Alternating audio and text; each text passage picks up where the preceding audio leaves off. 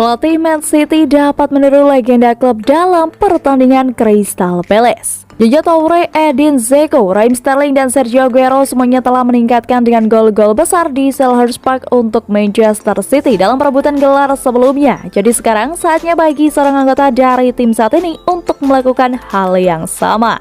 Setelah kemenangan hari Derby City yang sensasional, ada perasaan lega bahwa tim asuhan Pep Guardiola telah memberikan performa yang goyah di belakang mereka. Hanya ada satu kekalahan dari Spurs yang benar-benar mengguncang perahu. Tetapi penampilan lebih lanjut melawan Everton dan Peterborough United jauh dari meyakinkan.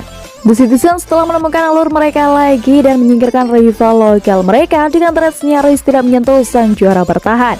Namun satu tim yang membuat City tersingkir adalah Crystal Palace yang pada Oktober lalu memberikan kekalahan kedua bagi City di Liga Inggris musim ini. Lawan hari Senin akan menjadi ancaman signifikan bagi City untuk mempertahankan mahkota Liga mereka. Namun itu bukan posisi yang tidak biasa bagi The Citizens untuk memperebutkan gelar. Mari kita kembali ke mungkin yang terbesar dari semuanya, 27 April 2014. Pemanasan di sebelah pendukung tandang, para pemain City biasanya hanya melihat sekelompok penggemar duduk selama pemanasan.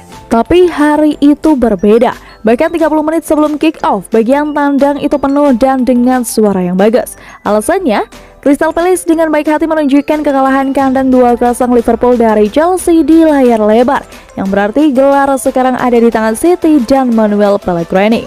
Itu membuat minggu sore itu adalah salah satu yang terbesar di musim ini, dan para pemain City tentu saja bangkit untuk itu. Edin Dzeko menyambut umpan silang Yaya Toure 5 menit memasuki pertandingan sebelum pemain Pantai Gading itu sendiri mencetak gol fantastis. Itu selesai 2-0 dan dengan 3 pertandingan yang tersisa menempatkan City di kursi pengemudi untuk gelar Liga Primer kedua mereka.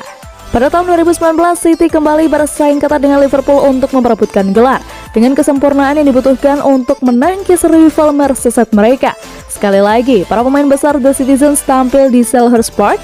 Kali ini Raheem Sterling yang mencetak 2 gol indah dalam kemenangan 3-1. Pertemuan tahun lalu menjelang akhir musim mungkin tidak begitu intens mengingat jarak City yang cukup besar di puncak klasemen. Namun The Blues sempat goyah saat melawan Manchester United dan Leeds United pada pekan-pekan sebelumnya dan perlu kembali ke jalurnya. Jadi keluar dari bayang-bayang dan menjadi pusat perhatian Sergio Aguero melangkah dengan penyelesaian yang mendebarkan.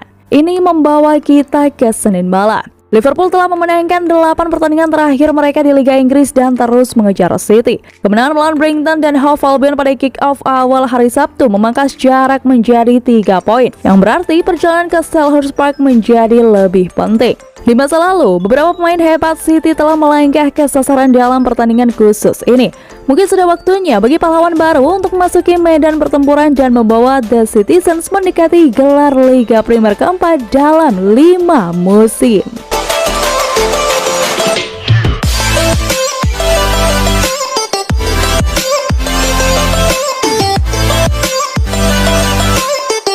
Wow, Manchester City sepakati transfer Erling Haaland senilai 1,8 triliun rupiah. Klub kaya raya Premier League Manchester City dikabarkan telah mencapai kesepakatan untuk memboyong bomber house goal Erling Haaland dari Borussia Dortmund pada musim panas nanti. Haaland memang diyakini akan meninggalkan Borussia Dortmund pada jendela transfer musim panas mendatang ketika klausul rilisnya senilai 75 juta euro sudah aktif.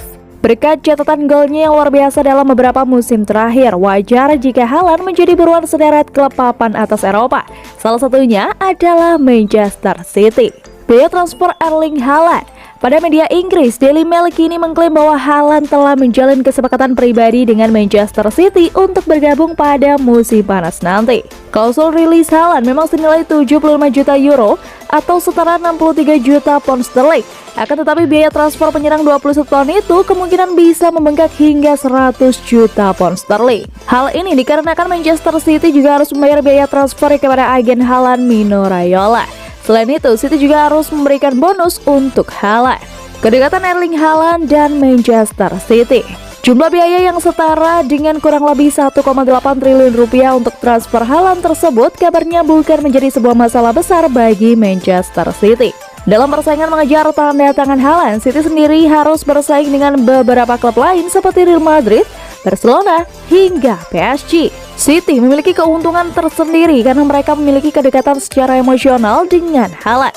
Pasalnya, ayah Haaland yakni Erling Haaland pernah bermain untuk The Citizens.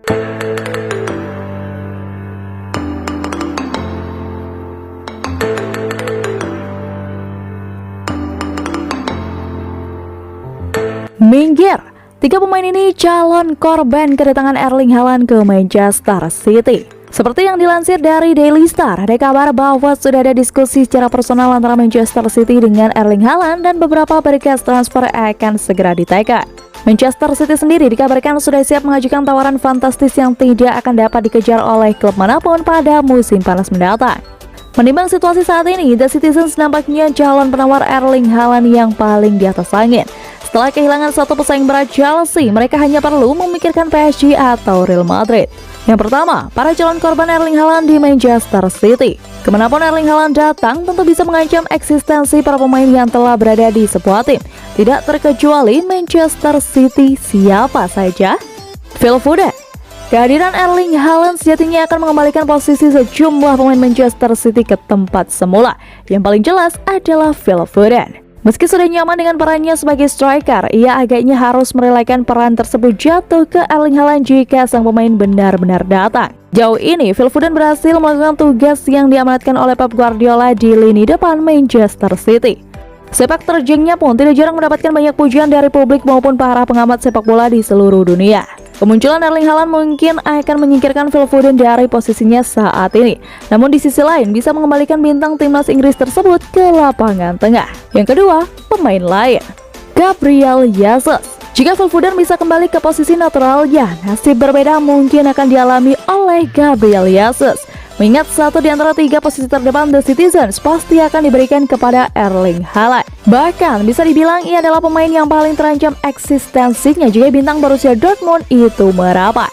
Riyad Mahrez beberapa kali tampil inkonsisten namun masih mendapat kepercayaan Pep Guardiola untuk bermain di laga-laga besar. Akan tetapi masalah utama Riyad Mahrez adalah usia yang telah menginjak 31 tahun. Di sisi lain, Erling Haaland terpaut 10 tahun lebih muda darinya.